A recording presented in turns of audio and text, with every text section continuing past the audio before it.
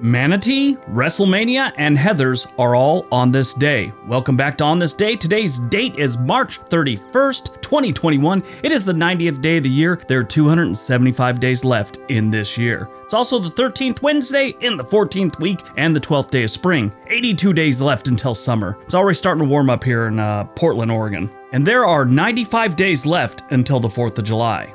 Today is Manatee Appreciation Day. Manatee Appreciation Day seeks to raise awareness about these herbivore sea cows.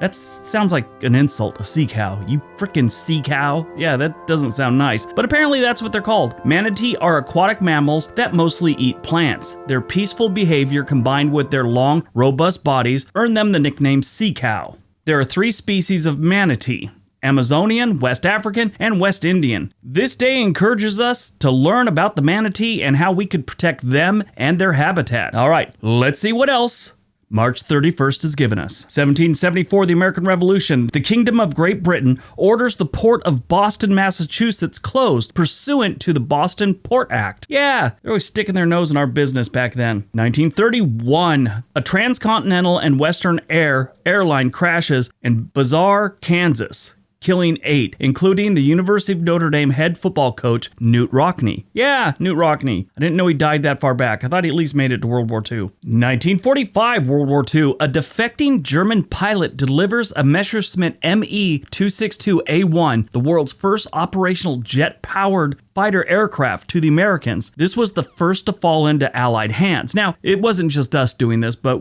other countries, every country did things like this back in the day, but we'd send out propaganda things through the radio, through whatever we could, drop pamphlets places that would tell these people, these pilots or whatever, if you give us one of these planes, fly it over to us, you'll get a piece of property in the United States and money and all this. And we offered this to a lot of people. And this guy was the first one to do it with a jet engine. A couple people did it in the Korean War. But I've always thought that was very interesting. It's a good way to get other people's tech during wartime, I guess. 1966, the Soviet Union launches Lunar 10, which later becomes the first space probe to enter orbit around the moon. Yeah.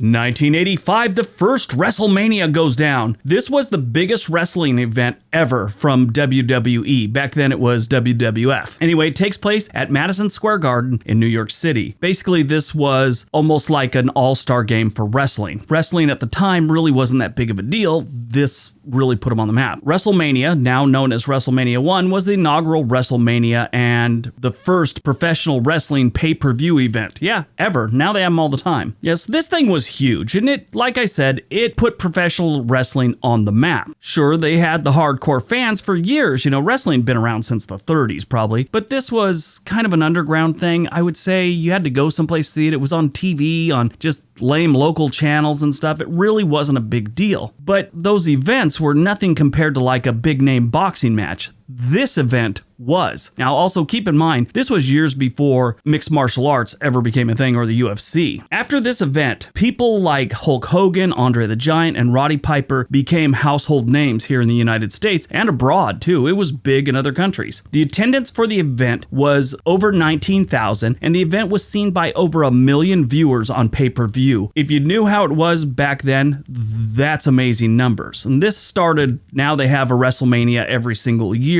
But this was the first one, and I just remember everyone talking about it.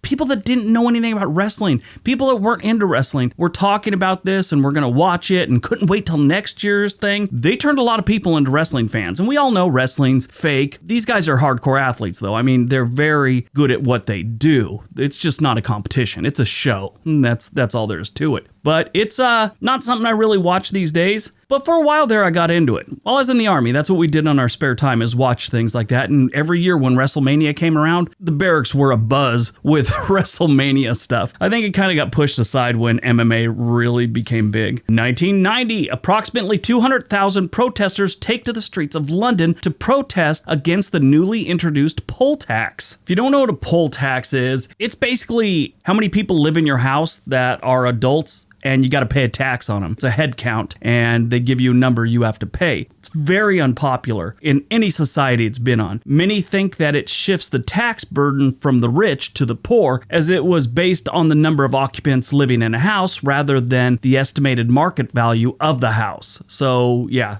I never understood it, and I actually had to look it up. I'd heard it for years. There was poll tax, and I could see why it's very unpopular. 1998, Netscape. Remember them? Netscape? They were huge. They were up there with AOL and CompuServe back in the day. But Netscape released Mozilla source code under an open source license. Yeah, that Mozilla was pretty big. I used that for quite some time. Netscape is very interesting. Back in the day when Microsoft was huge and just they bought up any kind of competition, any company they thought could make them a buck, they'd just buy them up. They'd show up, they'd go, hey, we're going to buy your company. This is what we're giving you. Usually it was such a high number, most companies said, yeah, that's fair. And even other ones, they felt like they had to take the buyout or they'd be crushed anyway in the market.